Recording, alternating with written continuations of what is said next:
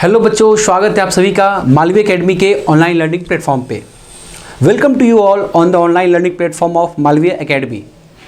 अभी हाल ही में आपने देखा कि एनटीए के द्वारा आंसर की रिलीज़ की गई है और इस आंसर की में हमने पाया कि 2 क्वेश्चंस के आंसर में थोड़ी सी इशू है और उन 2 क्वेश्चंस को मैं आपके सामने लेकर आया हूँ। स्क्रीन पे आप देख पा रहे होंगे। एक पहली क्वेश्चन ये हो गई जो कि आपकी डिकम्पोजिशन से रिलेटेड है and second is the nucleosome molecular basis of inheritance, जो आपकी चैप्टर है आणविक वाला, उसका क्वेश्चन है ये। और इसमें ये तो एक तरह से देखा जाए तो इजी क्वेश्चन है, ये इशू नहीं होनी चाहिए थी। टाइपिंग एरर हो सकती है आंसर की में, बट गलत है तो गलत है, जिसे आप चाहे तो चैलेंज कर सकते हैं, अपने मार्क्स बढ़वा सकते हैं। तो एक एक करके हम दोनों क्वेश्चंस को देखेंगे। पहला है हमारे सामने, choose the correct statement with respect to decomposition from the following. हमने क्या बोला, डिकम्पोजिशन का क्वेश्चन है और ये बोल भी रहा है और स्टेप्स पूछ रहा है। Decomposition is an anaerobic process नहीं। जब भी डिकम्पोजिशन होती है तो बहुत ही ज़्यादा ऑक्सीजन की कंजम्पशन होती है, माइक्रोब्स ऑक्सीजन कंज्यूम करते हैं, यानी वो क्या हो जाएगा, एरोबिक प्रोसेस हो जाएगा, और ये गलत है।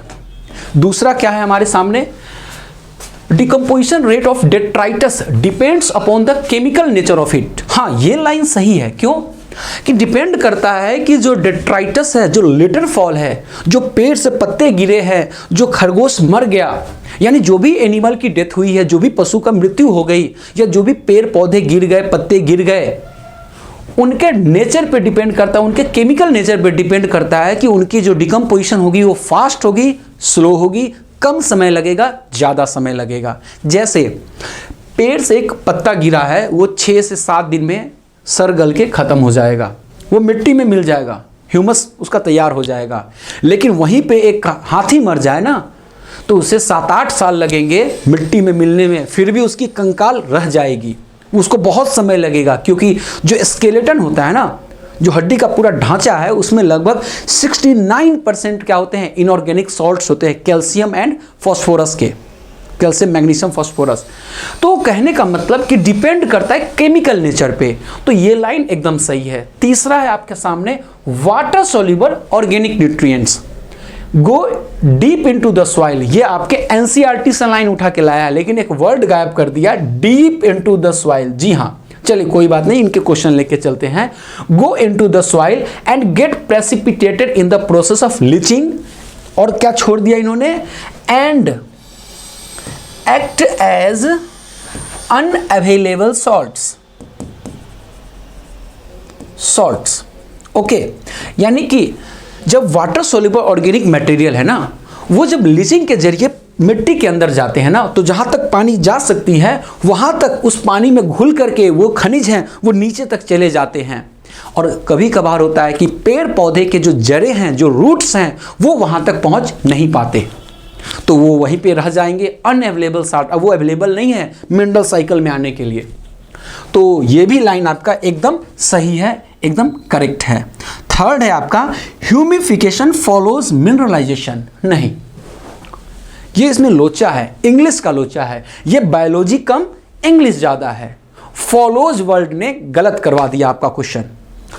आंसर आपने बहुत सही किया होगा। ये क्वेश्चन हमने ऑलरेडी हमारे जो 300 MCQ हैं और बाकी बायोलॉजी के जो चैप्टर वाइज हमने क्वेश्चंस प्रैक्टिस कराए थे, उसमें आपको ये लाइन वाले क्वेश्चन मिलेंगे। सेम इन्होंने उठा के चिपका दिया है, लेकिन आंसर गलत दिया। अब यहाँ पे हम देखते हैं कि स्टेप्स क्या होते हैं। तो पहले तो है आपका फ्रैगमेंटेशन। इसके बाद आएगी लीचिंग, शॉर्टकट में देखे तो, ठीक है। फ्रैगमेंटेशन के बाद लीचिंग,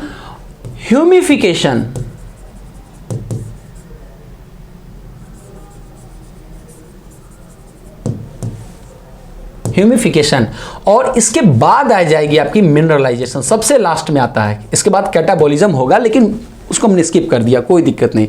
मिनरलाइजेशन, ओके। कहने का मतलब ह्यूमिफिकेशन पहले, मिनरलाइजेशन बाद में। ओके, तो यहां पे क्या कहा गया, ह्यूमिफिकेशन फॉलोज मिनरलाइजेशन। मैं यदि आपको कहूंगा फॉलो मी, मतलब मुझको फॉलो करो, मतलब मेरे पीछे पीछे चलो।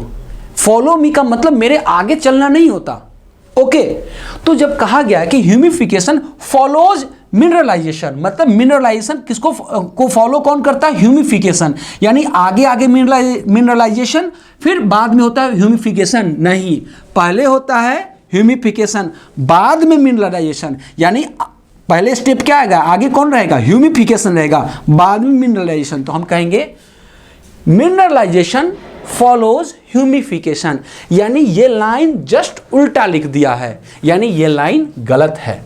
अब गलत है तो हम चुनते हैं, हमारे पास कौन आ गया? ऑप्शन बी और ऑप्शन सी आपके सामने करेक्ट है, यानी तीसरा ऑप्शन। आपका क्वेश्चन नंबर ये चेंज हो सकता है, क्योंकि सेट अलग अलग आए थे, तो आपके सेट में ये 19 हो सकता है, 20, 30 कुछ भी हो सकता है बच्चों। तो आप क्वेश्चन मिला लेंगे जो भी क्वेश्चन नंबर हो और मैच कर लेंगे। ओके, फिर हम चलते हैं नेक्स्ट क्वेश्चन की तरफ। न्यूक्लियोसोम, आप जानते हैं कि हमारे बॉडी के अंदर जो जेनेटिक्स होती है वो न्यूक्लियस के अराउंड रिवॉल्व करती है। न्यूक्लियस में देखें तो हमारे सामने है गुणसूत्र क्रोमोसोम। ओके, जब क्रोमोसोम के अंदर देखते हैं तो बहुत ही फाइन थ्रेड लाइक स्ट्रक्चर होते हैं जिनको हम क्रोमाटिड कहते हैं। अब यहाँ न्यूक्लियोसोम को देखें तो यहाँ पे क्या होता है ना कि जो डीएनए होती है ना वो रैप रहती है किसके अराउंड? अराउंड आपके, ये देखिए इस तरह से, एक तरह से डबल राउंड होती है, तो वहाँ होते हैं आपके हिस्टोन प्रोटीन्स। एक न्यूक्लियोसोम को बनाने के